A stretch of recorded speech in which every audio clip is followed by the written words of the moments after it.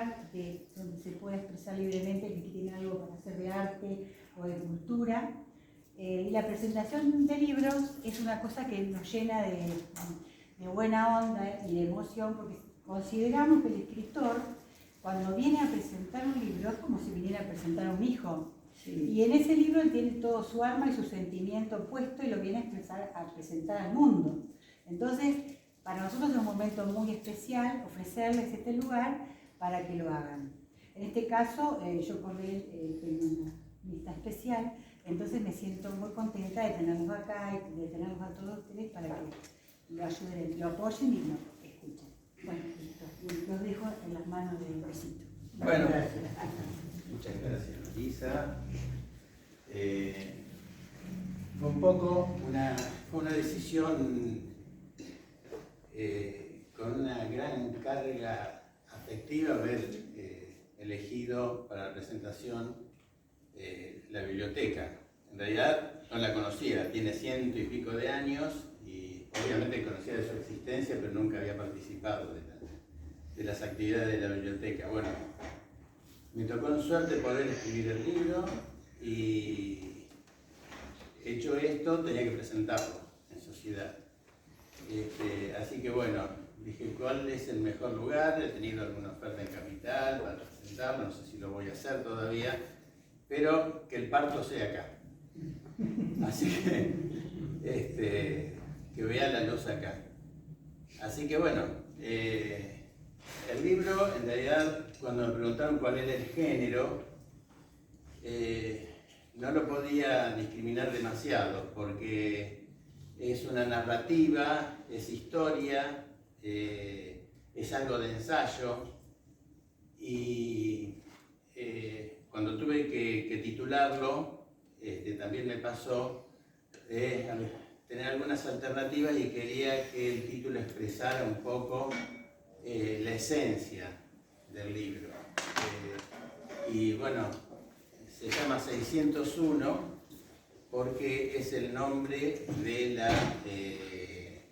la guarnición militar Buenos Aires, es el número que tiene 601, porque la historia del personaje nace ahí, y la otra historia es porque el libro describe cosas que la historia reciente de los últimos años oculta o da una verdad a medias. Entonces, a través del personaje con quien me hice amigo por la cuestión de vecindad, estaba del otro lado del relato oficial, y como descubrí en esa persona a lo mejor la síntesis de lo que fueron muchas otras personas, y dentro de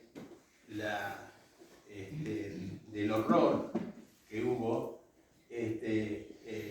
encontrar a alguien que relatara las cosas de una forma tan personal y tan despojada de odios y demás, me indujo a escribirlo. En realidad me indujo a pedirle a él que lo escriba, pero estaba muy viejito el personaje, y un día viene y me dice, Luis, publicalo vos. No lo había hecho para un libro, había escrito todos sus relatos, los relatos de la gran parte de su vida, para dejar un testimonio a su hijo y a su nieto de que él no había sido un monstruo.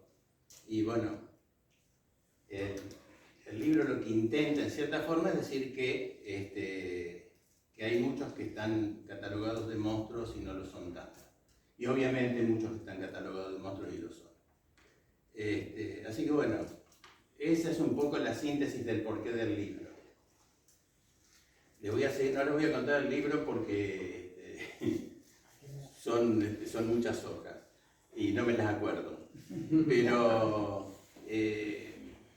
sí, les voy a decir que se trata de un personaje, de un civil, no era un militar, que por una cuestión laboral termina como personal civil de las Fuerzas Armadas en la época en que empezaba la guerrilla.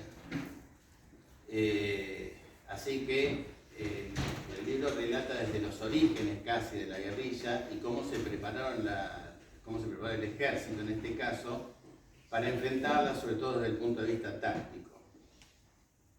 El asunto es que este hombre era un hombre, era español, de nacimiento, se vino muy chiquito a la Argentina, con una visión política muy de derecha, porque el padre era amigo de Primo de Rivera, que era el mentor, digamos, el sostén filosófico y político de la monarquía, cuando empieza la Guerra Civil Española.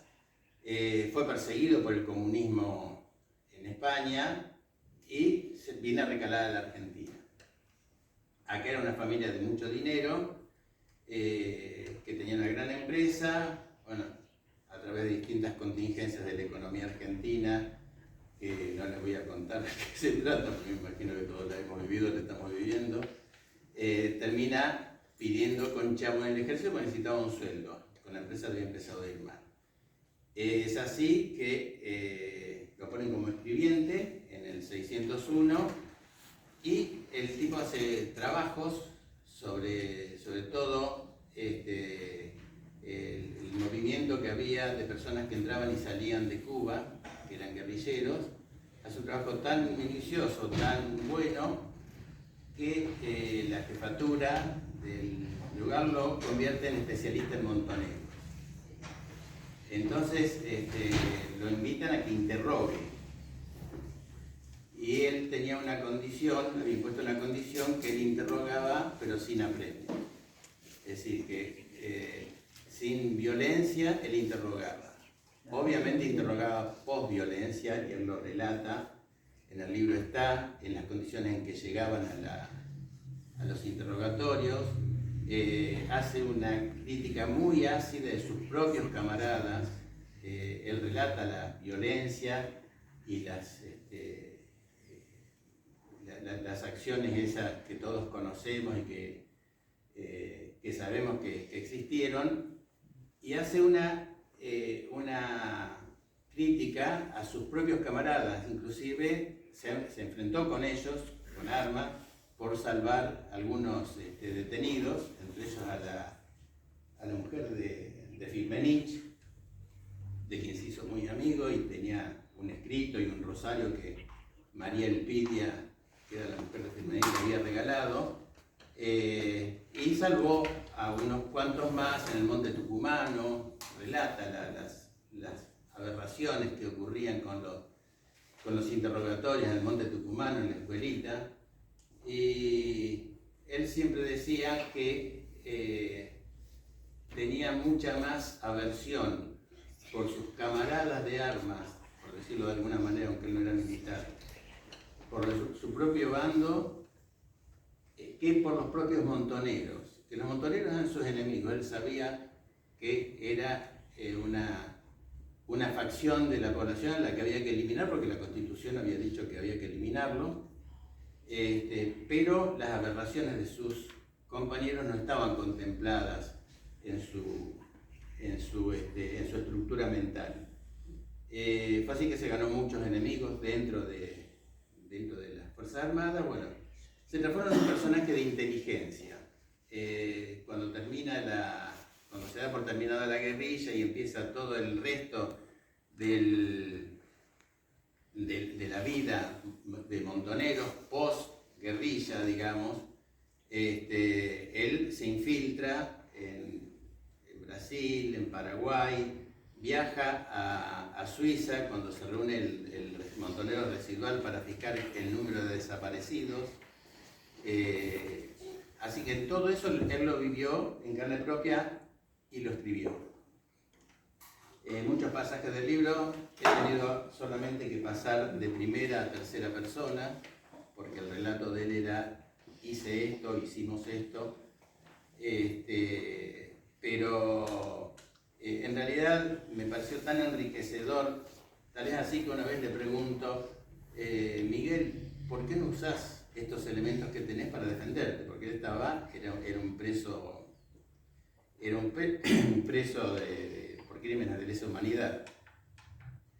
me dice, mira Luis, no vale la pena, ya me dijo el abogado que no haga nada porque esto está todo escrito, ya sé que voy a terminar, no tenía tobillera, pero voy a terminar preso, tenía 80 y pico de años, no tenía ganas de hacer nada ya, es decir, que no utilizó ni siquiera las recomendaciones de la mujer de Firmenich, ni nada que le hubiera servido a lo mejor para disminuir los años de condena y demás, pero bueno, no lo quiso usar. Dice, mira, ya me condenaron hasta por desaparición de bebés. ¿A vos te parece que puede haber algo más? ¿Cómo fue lo de la desaparición de bebés? Él estaba en un juzgado, tenía la causa en un juzgado de San Martín, que estaba cooptado, obviamente, y había una verdad única. No había, no era búsqueda de la verdad, sino había una verdad instalada. Parece ser, según le contó el abogado, que había 100 y pico de chicos desaparecidos denunciados y le endilgaron a cada uno de los que ya estaba condenado por crímenes de lesa humanidad una determinada cantidad de pibes.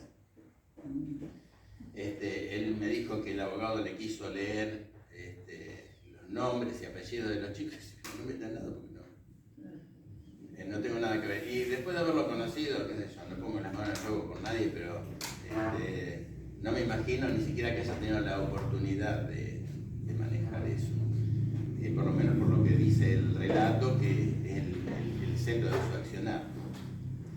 Así que bueno, con esto que me pareció de muchísima riqueza histórica sobre todo, y para tratar de poner un poco de neutralidad y empezar a pensar que